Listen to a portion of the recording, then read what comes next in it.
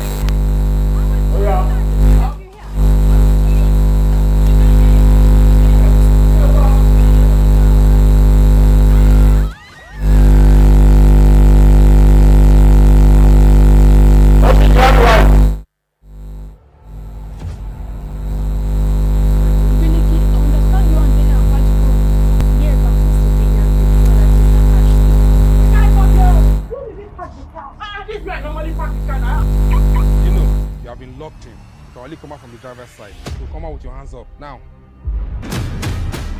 Get ready to ignite the sparks of curiosity and adventure. Little Sparks, the ultimate children investigative drama series. Meet Abby, Bayo and John, the three young friends who take on the role of amateur detectives, solving mysteries, theft, bullying, and making a positive impact in their estate. With the unique blend of entertainment, education, and social value, Little Sparks is a perfect show for the family. Don't miss Little Sparks. Proudly sponsored by Checkers Custard. The other requesting for tickets and it's going well.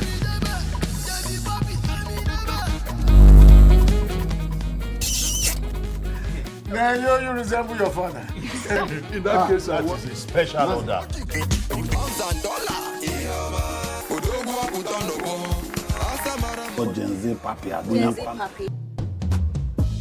Who is this Homo sapien? Oh, you mean that hippopotamus?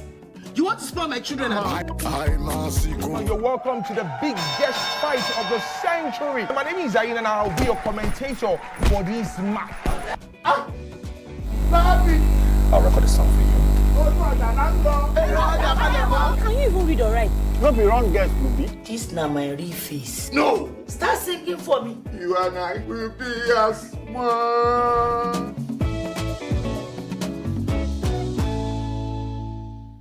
You must have the fear of God. Because the fear of God is the beginning of wisdom. A man slapping a wife, get out, go to hell.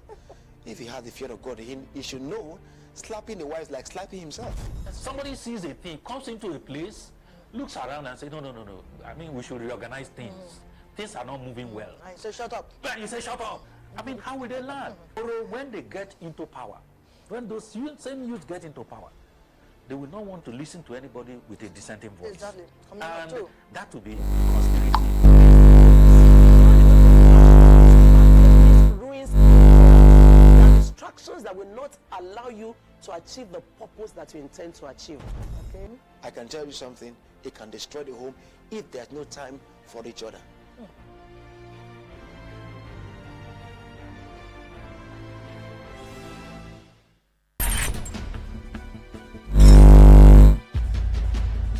Why did you offer to pay for everything? It'll look good for the news. The headline: Bobby Sniper rebuilds home of elderly person. Afford to drop the ball now or back out. You know we barely have. I'm talking to you. It's a super story, a life of strife and sorrows. It's a super story of good food and houses, where the fish drowns. Bobby was just tipsy and upset from the fall. Bobby, I can't seem to find the next.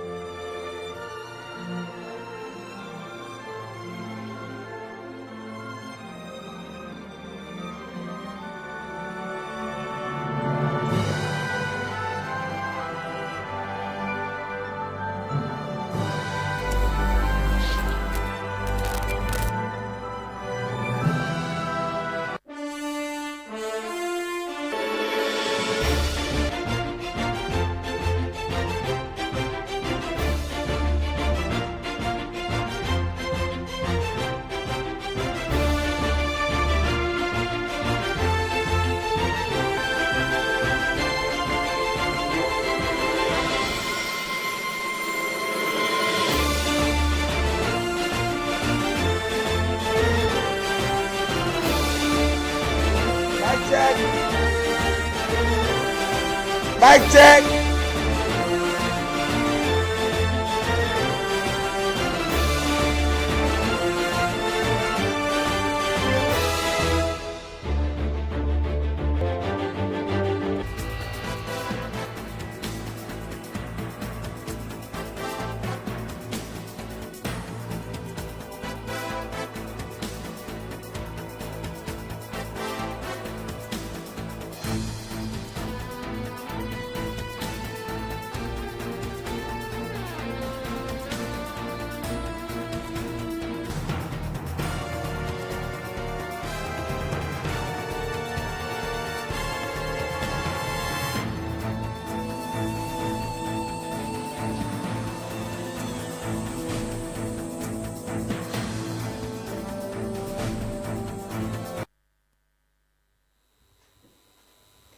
Welcome to Primetime News on Mitv. I'm Victor Daniels. In the news, President Bola Tinubu has approved the establishment of National Tax Policy Implementation Committee. Aspirations of the government and the people of Nigeria. It is also accountability and thereby strengthening the government's fiscal sustainability and national development objectives. A statement by the Special Advisor to the President on Information and Strategy, Abayo Nanago, says the Minister of Finance and President Tinubu emphasized that effective application of tax acts was central to the nation's economic transformation agenda and critical strengthening the public finance management, and while safeguarding the legitimate expectations of investors and the productive sectors. Presidential spokesperson Bayo Nanago announced this in a statement on Friday in Abuja.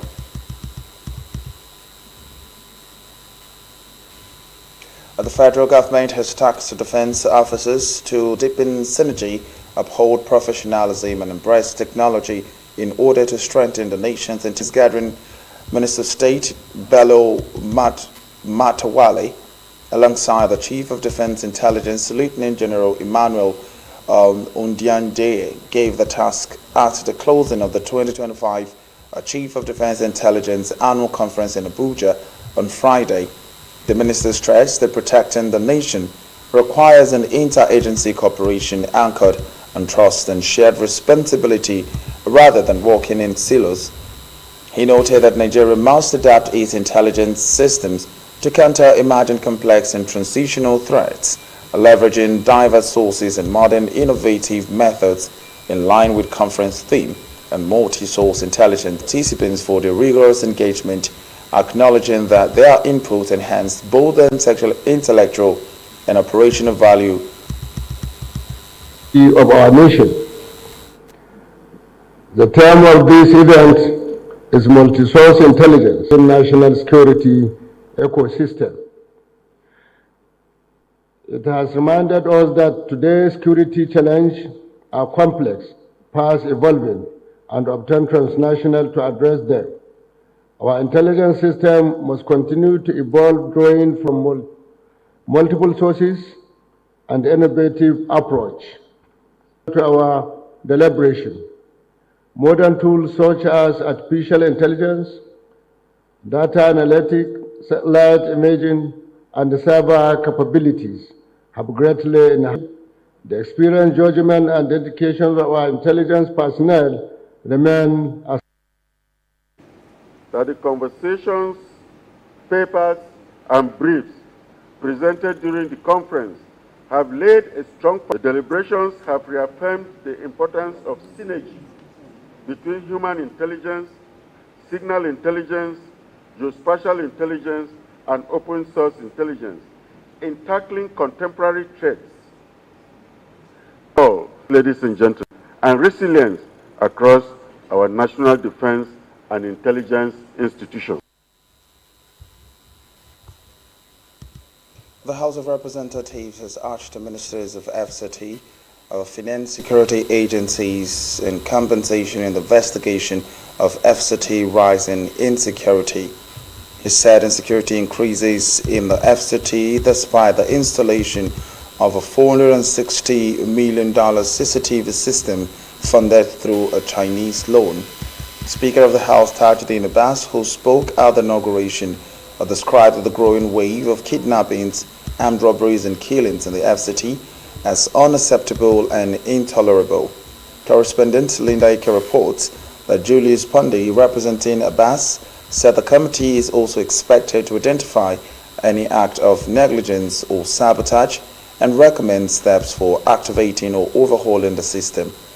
Earlier, the chairman of the committee, Jogo, said the worsening security challenges in Abuja had turned the city into a theater of fear, adding the committee's task was a national responsibility owed to... If no one knows what has taken place, and it is not in the interest of our citizens in the country. So once that did not happen, even after the initiative must have been mooted, we felt obliged to ensure that we reverse this ugly trend by at least ensuring that this whopping sum that was invested does not go in vain. By today's standard, $460 million is minimum of 660 billion naira. And you know what that can fund in our national budget. So that will not be allowed to go into the waste bins. But like we have stated, the mandate of the Speaker is clear. Our mandate is also clear.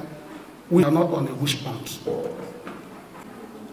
To the chairman and members of this other committee, you have been entrusted with a sacred mandate, Mr. Chairman.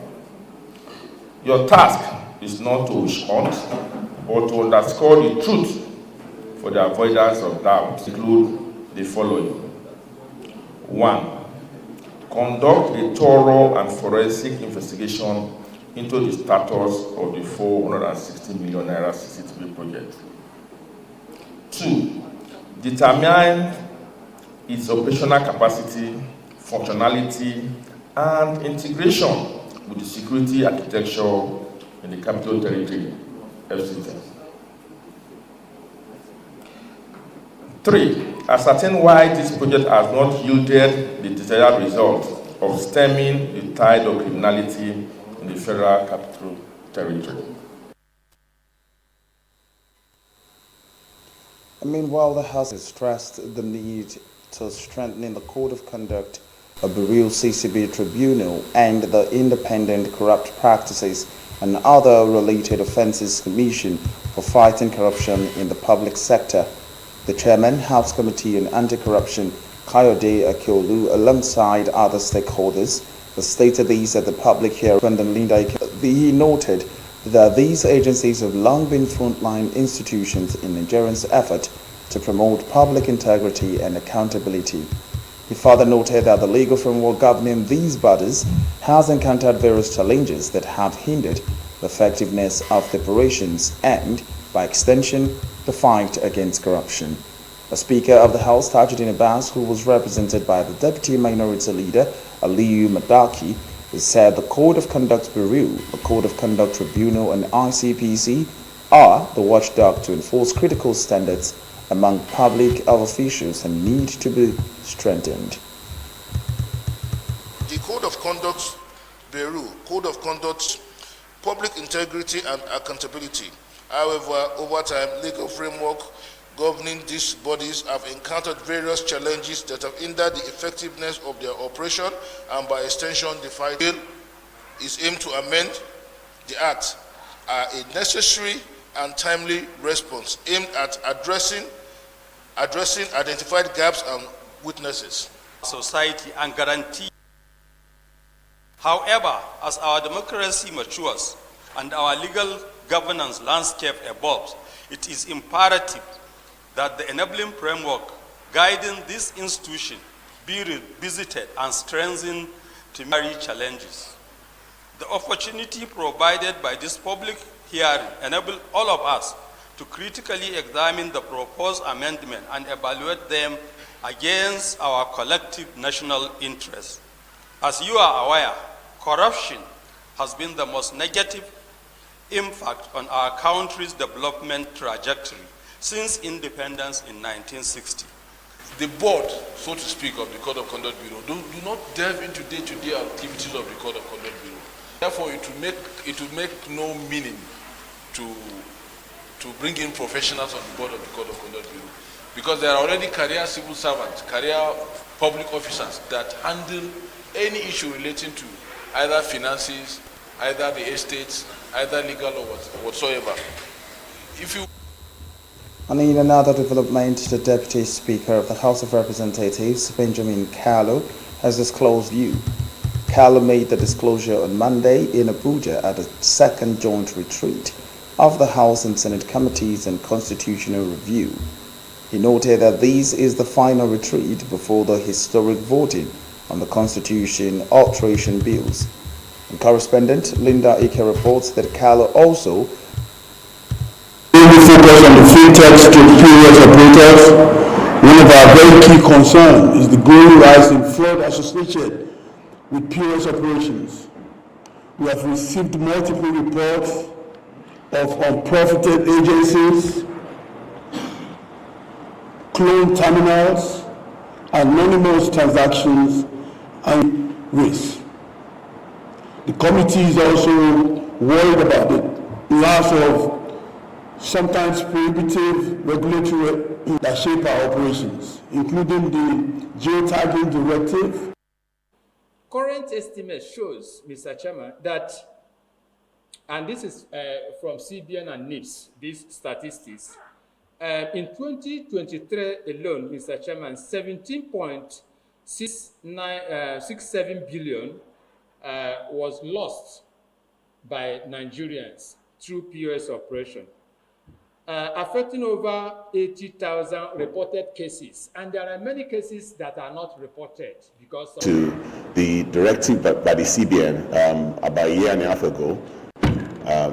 What the trend has been that it has been last 3 years. If you check the statistics, you'll find that it's either this bank today or that bank tomorrow.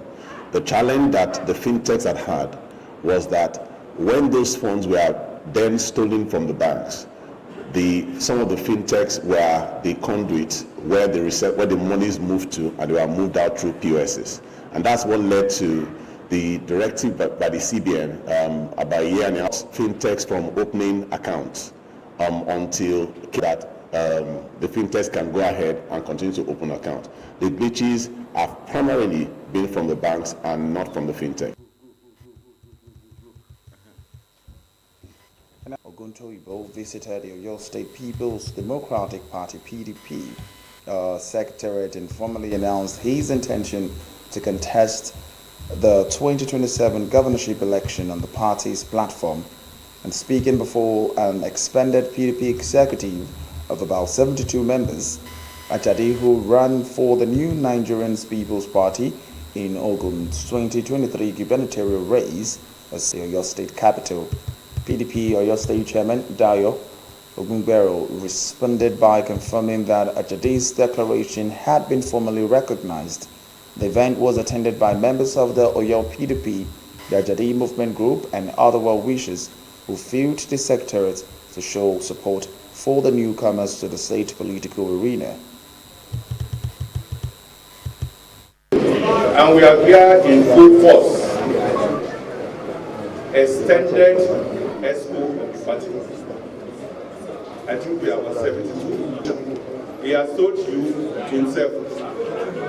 And I am saying, on behalf of the People's Democratic Party, is already a recognized aspirant.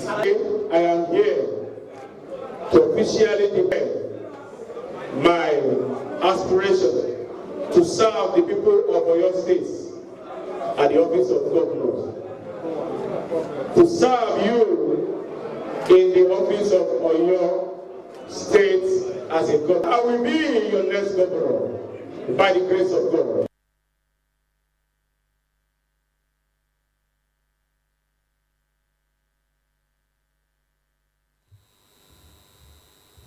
Registered agents have demonstrated their commitment to shaping Malta. These assertions came to the front burner 2025 International Conference, an exhibition tagged Real Estate Advancement 2025 in Lagos by the national body of the Estate Rent and Commission Agents Association of Nigeria, themed Re-Navigating Nigeria's Real Estate Climate Prospects and Challenges. The conference, which sets the tone for critical conversations, brought together industry leaders, experts, investors, policymakers, and other key stakeholders to discuss the future of Nigeria's real estate sector. The national president of the ERCAN, Godwin Alinke, reiterated the importance of collaborative efforts among stakeholders to advance the real estate industry. Guest speaker Kende Funko stressed the critical role of real estate agents in addressing housing issues, improving the client's communication, and maintaining ethical standards. He also addressed the rising concerns over housing affordability and rental practices. The chairman of the conference planning committee, Godwin Demek, emphasized that ERCAN's commitment to protecting new and honest real estate agents. He highlighted the association's nationwide presence and growing global recognition. Any country operating system is necessary. That is the process of which ERCAN and the Lagos states can interact together, and whereby the community we have, they will be saved. There will be no such thing like fraud and misrepresentation. And the operating system stipulates all things that is associated with the relationship between ERCAN and Lagos states. My advice to members of ERCAN is that for them to have the trade for them to take, which is real estate principle, real estate practical, real estate mathematics, real estate ethics, real estate brokerage and agency, and real estate finance. Whether you are ERCAN in the east or you are in the west, it's the same realtors. They are all the same real estate agents, and they're all going to get the same education. But it's now up to the government for them to speed up and have us as the international consultants, for us to advise them on the way how to operate the operating system. The conference is an opportunity for us to meet up with people who are into real estate business and practice. The fact that this is more of an international conference, so we have people coming from all over the world, and it's an opportunity for us to take this association, making it more of a global association. That is the significance of this conference. To transform the real estate climate of Nigeria. And we're also looking at the prospects and the challenges. The real estate of Nigeria has been so polluted because it has been unregulated. And that is what ERCAN is championing, regulation. The real estate of Nigeria is under threat in the inside states to the fact that they want to put a ban on the practice. But because we are having a conference that is going to bring out the importance of regulation, because regulation brings confidence, regulation attracts investment, and that is what this conference is all about, to bring on regulation into real estate practice of Nigeria. Connections, fruitful collaboration, and informed decision-making program. And today, we'll also address prospects, problems, solutions, which will expose the latest trends, opportunities, and structural engineers have decried the alarming rate of distressed buildings in Lagos State, which often they also called for adequate and efficient supervision and monitoring of distressed buildings.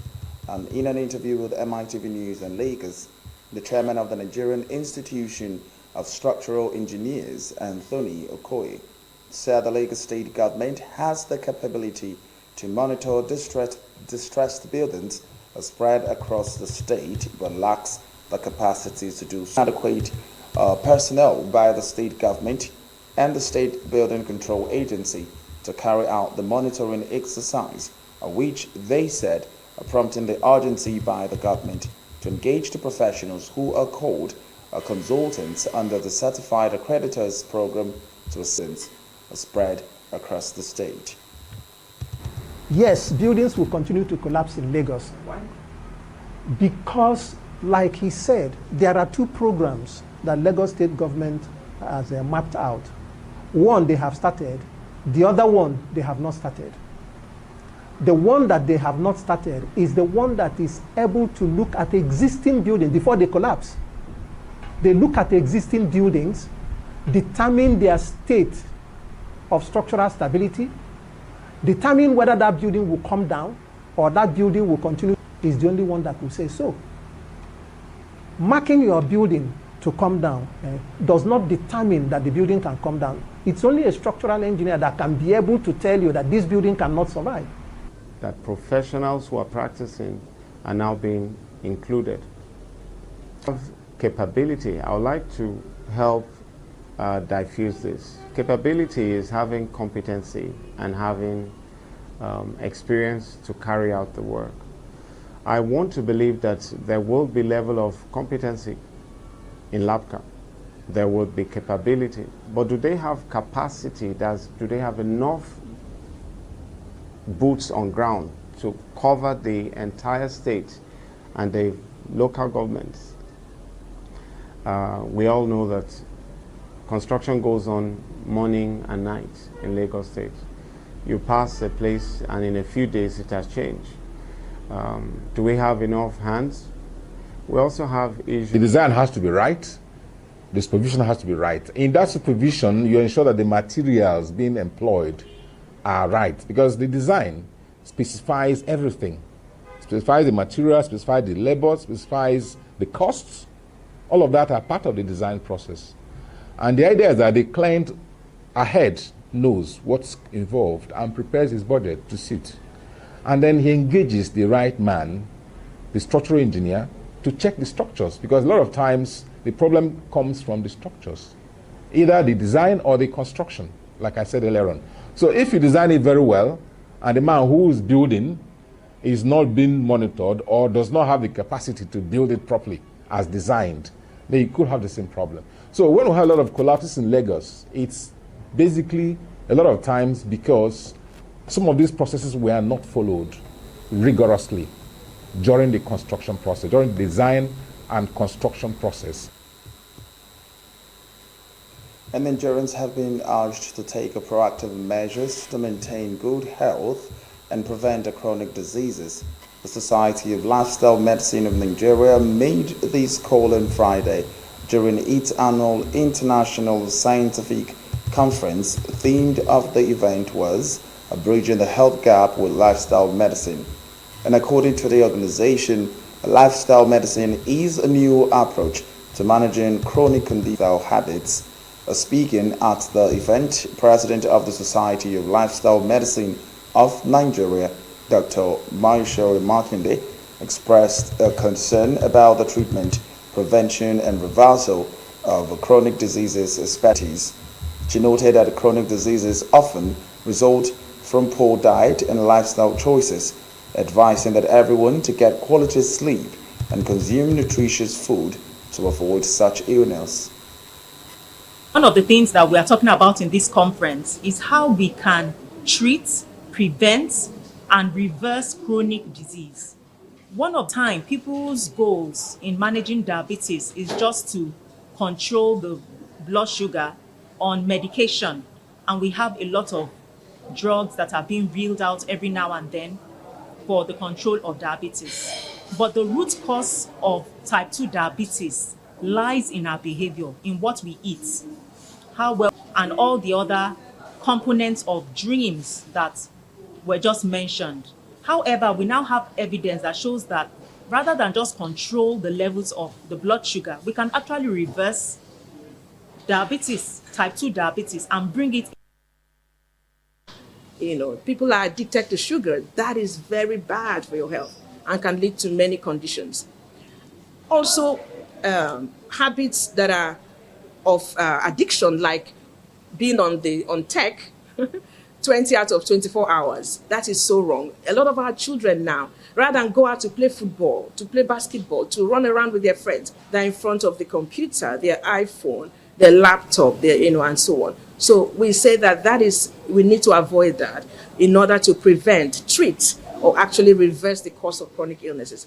Now, the fifth one is our mental health and managing of our stress. Again, it doesn't actually need introduction. There's a lot of anxiety. There's a lot of depression.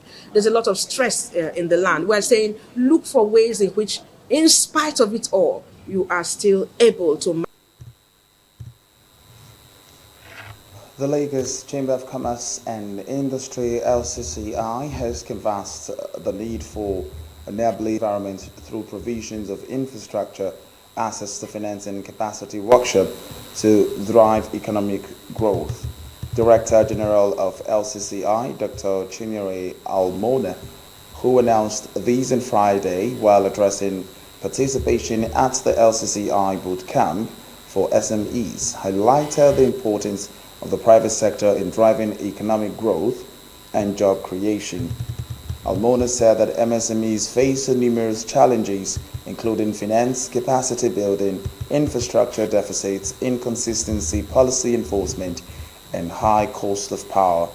The LCCI boss stressed the importance of policy reforms in creating an enabling environment for business partnership and coordination of the SMEDN. Dominic Kola noted that the bootcamp is designed to support micro, small and medium enterprises in scaling and sustaining their businesses and empowering startups and business owners with practical strategies to drive long-term success. MSMEs support national development, so it's important that we support them. However, with all of these benefits of MSMEs, they still struggle with a lot of things. They struggle with regulation, they struggle with complexity of formalization, they struggle with access to finance, access to market. There are so many that MSMEs face. So this bootcamp today is to help MSMEs navigate some of these problems. Because if you give them the right tools, if you give them the right knowledge, if you give them the right skills, then they're able to navigate the very difficult terrain that Nigeria presents for most of the small businesses. This policy categorizes SMEs into nano, micro, small, and medium. And so the categorization has done a lot for us. Okay, so we've been able to separate those that actually need support, those that need funding, those that need information. This is what the categorization does for us. And so structuring the ecosystem is one of those challenges, and then this categorization has helped us to solve that challenge. So the second thing is that with this, our Director General, is a new strategy, for us to now then, help SMEs or support SMEs in their growth and development is the GROW acronym that I talked about, the guidance, the resources, opportunities, and then, workforce support. This is also to then, shapen the structure of the ecosystem and then help SMEs understand where and what they really need. Because if you put 1,000 SMEs in this room, 999,000 will tell you they need funding, but that's not really the truth, right? They might need funding, but make them prepared for that funding, and that's just a part of the things that we've been able to do. And that's it on the local news. We'll now take a short break. When we'll come back, we'll take some stories from the foreign scene. Progress no dey happen just like that. It dey come from support when you need help. Mommy, I got the school fees. You too much. Nah, money point too. Money point, thank you. Confirm.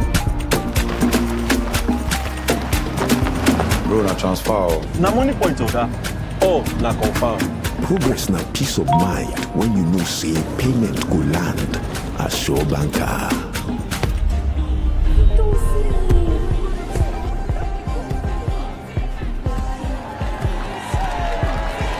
Progress na small win wey dey carry person go far. No what? Mogo Bible. Victor, even you they use money point? Of course now, they use money point. Confirm. Money point, made for your progress.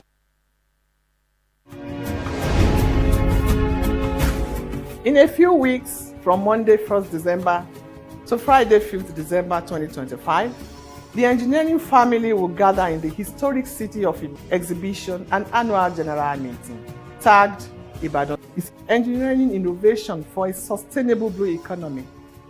We are honored to welcome as our distinguished guest of honor, His Excellency Asiwaju Bola Ahmed Tinubu, GCFR, while our host is His Excellency, our own Engineer Oluseyi Makinde, FNSC, the Executive Governor of Oyo State. I warmly invite you to register and participate on this landmark event. Think national development, think the Nigerian engineer. Welcome back in the foreign scene. The US President Donald Trump has threatened to escalate his crackdown on immigration, pledging to permanently pause migration to the US from all third world countries as he hit out against his country's refugee burden. Trump's social media post came after he announced that a US National Guard member had died after a shooting in Washington, D.C., for which an Afghan national has been blamed. He did not give further details or name which countries might be affected as such from the UN agencies. The president's announcement after Wednesday's fatal attack represents a further toughening of his stance towards migrants during his second presidency. And at least 13 people, including children, have been killed and 25 were injured as Israel launched another incursion into Syrian territory in Damascus countryside. And according to the state media, with several Israeli soldiers also reported wounded in the clashes. Syrian state media reported on Friday that two children were among those killed in the Israeli dawn raid and strikes, which forced dozens of families to flee from the town of Beit Jin to nearby and safer areas. The Syrian Foreign Ministry condemned the criminal attack carried out by an Israeli occupation army patrol in Beit Jin. The occupation forces targeting of the town of Beit Jin with brutal and deliberate shelling following the failed incursion constitutes a full-fledged war crime. I will now take a short break, but we'll come back. We'll take some stories in sport. This is AFCON, my friend. Everything is a competition. Everything.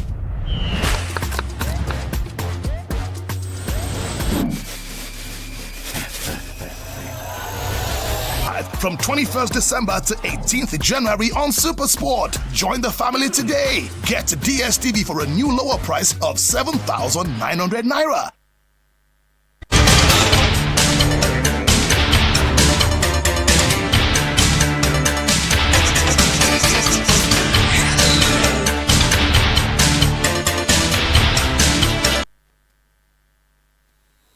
Welcome back in sports. The chairman of the National Sports Commission, Malam Shehu Diko, has defended the dissolution of the former Federal Ministry of Sport, describing the transition to a commission-driven structure as a bold and strategic. Diko, who made this remark while speaking, marked by accountability and professionalism, stressing that only competent and credible individuals will lead Nigerian Sports Federation, a standard already inflected in the most recent Federation election.